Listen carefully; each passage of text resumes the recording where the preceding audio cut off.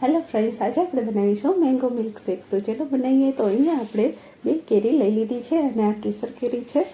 તો કેરીને આપણે સરસ મજાના 2 પાણીથી ધોઈ લીધી છે અને તમે કેસરની જગ્યાએ બીજી કોઈ લેવી હોય તો પણ લઈ શકો છો. તો આપણે આ કેરીની પાતળી છાલ કાઢી લેશું. તો બંને કેરીની છાલ આપણે કાઢી લેશું. તો તમે જોઈ શકો છો કે કેરીનો રંગ સરસ મજાનો એકદમ કેસરી છે, એટલે આપણો મિલ્ક શેક પણ એકદમ સરસ મજાનો કલરફુલ બનશે. તો આપણે સરસ મજાની આ બંને કેરીની છાલ આપણે આવી રીતના પાતળી કાઢી લીધી છે. તો હવે આપણે એને કટકા કરી લઈશું. તો કેરીને 4 થી 5 લાંબા કટ લગાવીશું અને પછી વચમાં કટ લગાવીશું, એટલે ચેક્સ જેવું થઈ જશે અને આવી રીતના એને પછી કટ કરી લઈશું.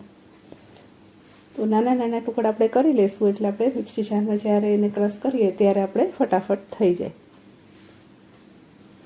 તો બંને કેરીના આપણા ટુકડા થઈ ગયા છે. તો આમાંથી આપણે થોડા ટુકડા ડેકોરેશન માટે કાઢી લઈશું અને બીજા જે ટુકડા છે આપણે એક મિક્સર જાર લેશું અને એમાં એડ કરી દઈશું.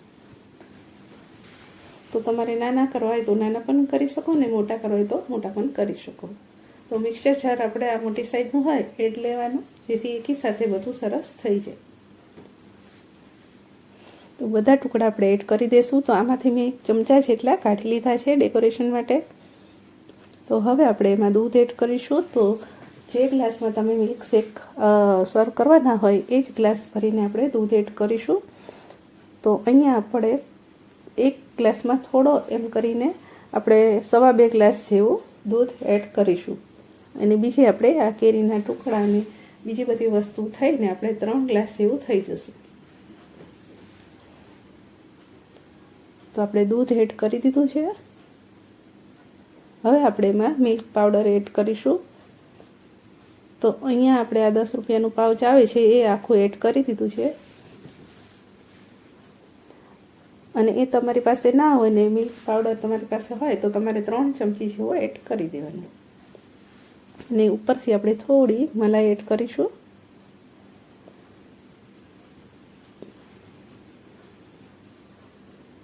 અને સરસ મજાનું એને સહેજ હલાવી લેશું અને હવે આપણે એમાં ખાંડ એડ કરીશું.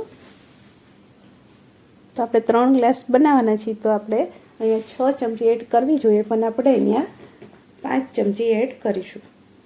જો તમે વધારે ગળ્યું ખાતા હોય તો 6 ચમચી કરી દેવાની અને પછી હલાવી લેવાનું. તો આપણે 6 ચમચી જેવું એડ કરી દીધું છે અને સહેજ આપણે એને હલાવી લઈશું. તો ક્રીમ આપણી ચમચી એ એકદમ ચોટી ગઈ છે, તો એને આવી રીતના જોડાઈ લેશું અને હવે આપણે એમાં 3 થી 4 બદામ અને આપણે કાજુના ટુકડા એડ કરીશું. એનાથી એનો ટેસ્ટ ખૂબ સરસ આવે છે. હવે આપણે એનું ઢાંકણ એકદમ ફિટ બંધ કરી દઈશું અને મિક્સર જારને આપણે એમાં લગાવીને આપણે ચલાવી લઈશું. તો થોડી વાર ચલાવવાનું અને પાછું ઊભું રહી જવાનું. એવી રીતના આપણે રોકાઈને ચલાવશું, જેથી એ સરસ મજાનું ક્રશ થઈ જાય.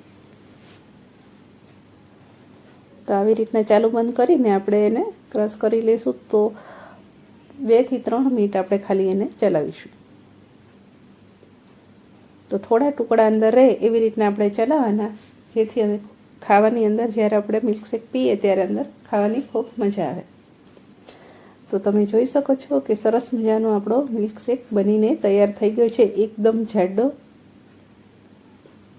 તો જોતાં જ મોઢામાં પાણી આવી ગયું ને, સરસ મજાનો બનીને તૈયાર થઈ ગયો છે. તો હવે આપણે એને સર્વ કરી લઈશું.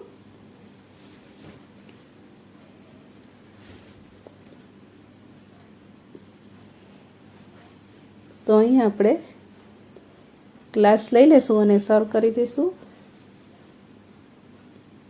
તો એની પહેલાં આપણે ભગવાનને ભોગ લગાવવાનો છે, તે 1-2 વાટકી લઈ લીધી છે અને એમાં આપણે મિલ્ક શેક એડ કર્યો છે અને થોડું ઉપર ગાર્નિશ માટે ક્રીમ એડ કર્યું છે અને થોડાક કેરીના ટુકડા અને ડ્રાયફ્રૂટ એડ કર્યું છે.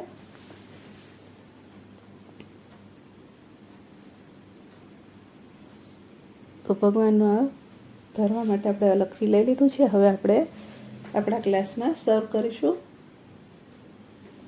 તો અહીંયા આપણે 4 ગ્લાસ લીધા છે તો કુલ આપણે 3 થશે, પણ કદાચ થોડું વધે તો આપણે એમાં એડ કરી દઈશું. તો 4 ગ્લાસમાં આપણે ભરી લઈશું. જો આવી રીતના તમારે 3 ગ્લાસ બનાવવાના હોય તો 2 કેરી અને 2.25 ગ્લાસ દૂધ એડ કરી દેવાનું, 1 મિલ્ક પાવડરનું પેકેટ, 5 ચમચી ખાંડ અને થોડા કાજુ બદામના ટુકડા. બસ આટલી વસ્તુ જોઈએ છે. તો તમે જોઈ શકો છો કે કમ્પ્લીટ 3 આપણા ભરાયા છે, ચોથામાં ભરાયું નથી, કેમ કે આપણે થોડુંક ભગવાન માટે પણ કાઢ્યું હતું. તો હવે આપણે આ પ્લેટમાં જ સર્વ કરવા માટે મૂકી દઈશું. તો એક પ્લેટ લઈ લઈશું ને એના પર ગ્લાસ મૂકી દઈશું.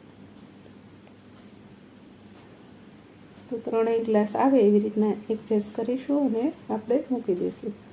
તો ગ્લાસ આપણે ગોઠવી દીધા છે. હવે આપણે એની ઉપર કેરીના ટુકડા એડ કરીશું.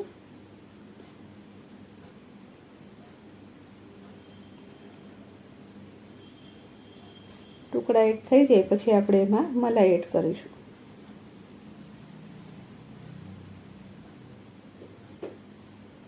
તો ત્રણેયમાં આપણે મલાઈ એડ કરીને ગાર્નિશ કરીશું. તો અહીંયા હું ડ્રાયફ્રૂટ એડ કરું છેલ્લે ભૂલી ગઈ હતી, તો તમે જરૂરથી કરજો, એટલે ખાવામાં ખૂબ મજા આવે. આમ તો આપણે જ્યારે એને મિક્સર જારમાં ફેરવ્યા ત્યારે એડ કર્યા હતા એટલે વાંધો નહીં, પણ આની ઉપર નાખો તો પણ ઓર સરસ લાગે છે. તો તમે ભૂલ્યા વગર કરી દેજો. તો તૈયાર છે આપણો મેંગો મિલ્ક શેક. તો તમે પણ ઘરે એકવાર જરૂર ટ્રાય કરજો. અને આજની મારી આ રેસીપી કેવી લાગી, પસંદ આવી હોય તો વિડીયોને એક લાઇક કરજો, ચેનલ પર ન હોય તો સબસ્ક્રાઈબ કરી લેજો, બેલ આઇકનને દબાવજો રોજ નવા વિડીયો જોવા માટે. તો ફરી મળશે એક નવી રેસીપી સાથે નેક્સ્ટ વિડીયોમાં.